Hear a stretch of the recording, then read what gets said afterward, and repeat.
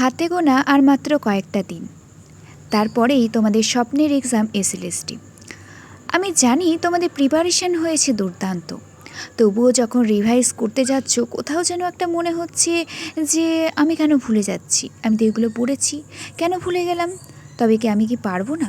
অপশনগুলোর মধ্যে গুলিয়ে যাচ্ছে, প্রশ্নর মধ্যে গুলিয়ে যাচ্ছে, ক্লান্ত হয়ে পড়ছো, মাথার মধ্যে নানা রকম চিন্তাভাবনা চলে আসছে।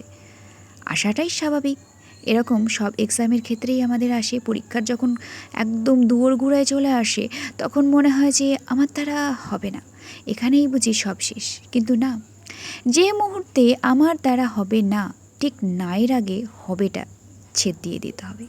দেখো, এই ভিডিওতে আমি তোমাদের সাথে এমন কিছু টিপস শেয়ার করব যে টিপসগুলো তোমরা ফলো করতে পারো। কিন্তু রিভাইজ যখন দেবে তখন এই টিপসগুলো ফলো করলে আশা করি তোমাদের রিভাইজটা আরও বেশি দুর্দান্ত হবে।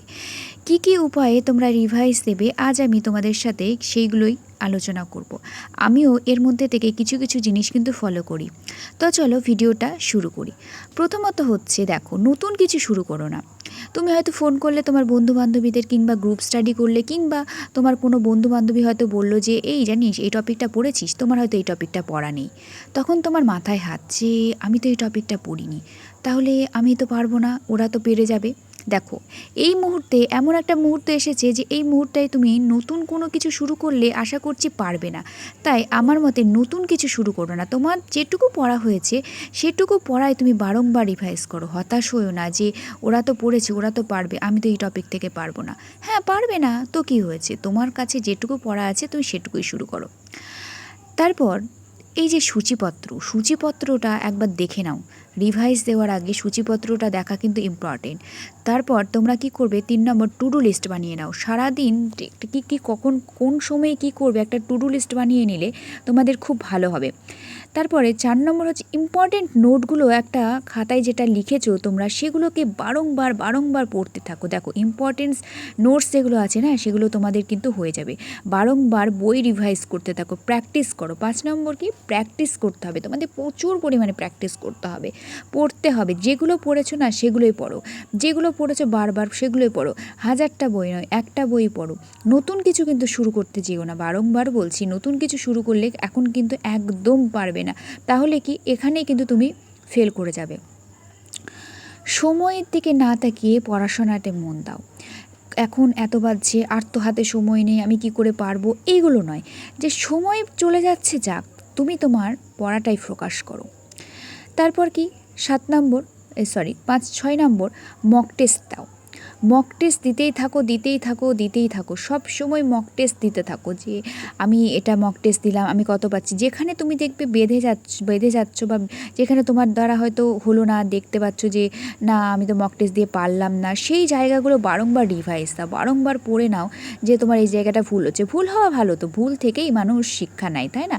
ভুল থেকে শিক্ষা নেয়, সেই ভুলটাকে তুমি কাজে লাগিয়ে তুমি আরও তোমার উন্নতি হবে আমি আশা করছি।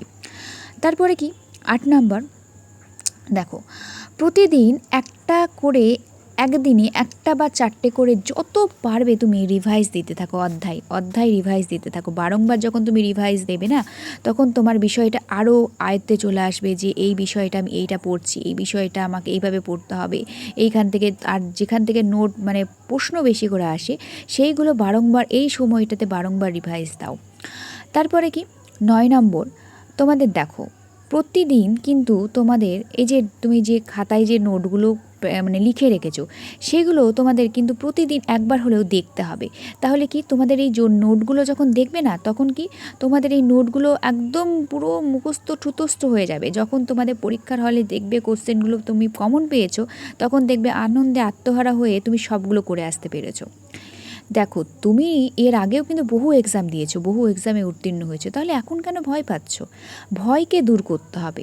10 নম্বর, ভয় তোমাকে দূর করতেই হবে। ভয় দূর না করলে কিন্তু তুমি ওখানেই পিছিয়ে গেলে সবার থেকে। ভয় দূর করে তোমার আত্মবিশ্বাস বাড়িয়ে তোলো যে হ্যাঁ আমি পারবো, আমাকে পারতেই হবে। হ্যাঁ, এবার দেখো, এক্সাম দেওয়ার পর তুমি হয়তো কোনো কারণে পিছিয়ে গেলে, হ্যাঁ গেলে তো কি হয়েছে, সবাই কি আর পাস করে না তো, সবাই পরীক্ষা দেয়, সবাই কি করে, তবু আমরা কি চেষ্টা করব অন্ততপক্ষে ভালোভাবে এক্সাম দেওয়ার চেষ্টা করব, ভালোভাবে পড়ব, প্রশ্নগুলো ভালোভাবে পড়ব, পড়ে পড়ে বুঝে বুঝে কোনো সহজ ট্রিক্স ফলো করে সেইগুলোকে আমরা অপশন আকারে মনে রাখবো। মনে রাখা বিষয়টা কিন্তু এই নিয়ে আমি আর একটা ভিডিও তোমাদের জন্য নিয়ে আসবো, কী করলে তোমরা সহজে মনে রাখতে পারবে। তো দেখো, শুধু পড়ে গেলেই হবে না, সব সময় পড়ে গেলে খাওয়া দাওয়া করলে না, ঘুমোলে না, সেটা কিন্তু চলবে না। পর্যাপ্ত পরিমাণে তোমাদের খাওয়া দাওয়া করতে হবে, পর্যাপ্ত পরিমাণে তোমাদের ঘুমোতে হবে, শরীর সুস্থ রাখতে হবে, সব কিছুই কিন্তু একটা টাইম মেনটেন করে করতে হবে। সারাদিন পড়েই গেলে তাহলে কিন্তু সেই পড়াটা মাথায় থাকবে না। তোমাদের সব কিছু করতে হবে, তোমাদের একটু ফোন দেখতে হবে, একটু বাইরে হয়তো বসলে, একটু বাইরে 5 জনের সঙ্গে কথা বললে তাহলে মন ভালো থাকবে। আর একটা কথা, ঘুমানোর আগে তোমরা কিন্তু রিভাইজ দেবে, যেটুকু পড়লে না সারাদিনে সেটুকু একবার চোখ বুলিয়ে নিয়ে তারপরে কিন্তু ঘুমোতে যাবে, তাহলে জিনিসটা ভালো হবে। তো আজকের ভিডিওটা এখানেই শেষ করলাম বন্ধুরা, দেখা হচ্ছে নেক্সট কোনো ভিডিওর সাথে খুব তাড়াতাড়ি। তো তোমরা এক্সাম ভালো করে দাও, কোনো চিন্তাভাবনা করো না, কোনো ভয় নেই, তোমরা ঠিক পারবে, আমি জানি তোমরা পারবেই।